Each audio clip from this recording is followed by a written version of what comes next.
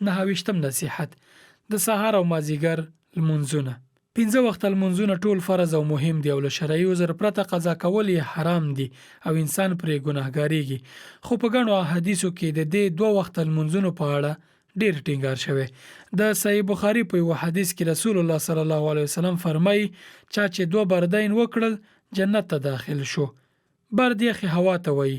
د 2 لمونځونو ته ځکه بردین یا 2 یخوالي ویل شوی چې سهار لمونځ هم په یخه هوا کې تر لمر ختو مخکې وي او د مازیګر لمونځ وخت کې هم لمر ښکته کېدو کې وي او د هوا تودوخه ورسره کمه وي.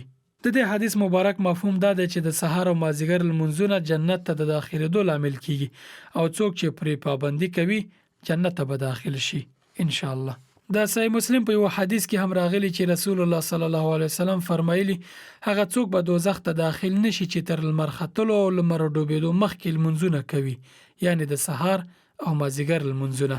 په دې 2 لمونځونو ځکه ټینګار شوی چې د سهار د خوب وخت وي او له خوبه پاتېدل اسانه نه دي او ځانګړی اخلاص غواړي او مازیګر په وخت کې بیا خلک په خپل کارونو مصروف وي او له کارونو ځان فارغول او لمونځ کول زورور ایمان او اخلاص غواړي.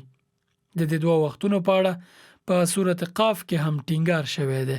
الله پاک فرمایي: وسبح بحمد ربك قبل طلوع الشمس وقبل الغروب. ژباړه: او د خپل رب تسبیح او حمد بیانوه تر لمر ختلو مخکې او تر لمر ډوبېدو څخه مخکې. 30م نصیحت: د جمعې لمونځ. جمعه ډیره مبارکه او مهمه ورځ ده. څوک چې د جمعې لمونځ لپاره ښه چمتووالی ونیسي او په جمع سره د لمونځ وکړي د یوې اونۍ ګناهونه یې بخښل کیږي. د صحیح مسلم په یو حدیث کې رسول الله صلی الله علیه وسلم فرمایي څوک چې اودس وکړي او په ښه ډول یې وکړي یعنی ټول رکنونه یې پوره کړي بیا جمعات ته د جمع لمونځ لپاره لاړ شي د خطبه اوریدو لپاره چوپ کینی د همدې ساعت او تر بلې جمعې ګناهونه ورته بخښل کیږي او د یوې اونۍ د پاسه د 3 ورځې نورو ګناهونه هم ورته الله پاک بخي. 3 ورځې ځکه ورزیاتې شوي چې الله پاک د یوې نیکۍ بدله 10 چنده ورکوي، یعنی موږ یو نیکی کوو الله پاک د 10 نیکۍ اجر راکوي، خو که ګناه کوو یو ګناه حسابيږي. یعنی واځي د جمعې لمونځ کولو باندې الله پاک موږ ته د 10 ورځو ګناهونه بخي.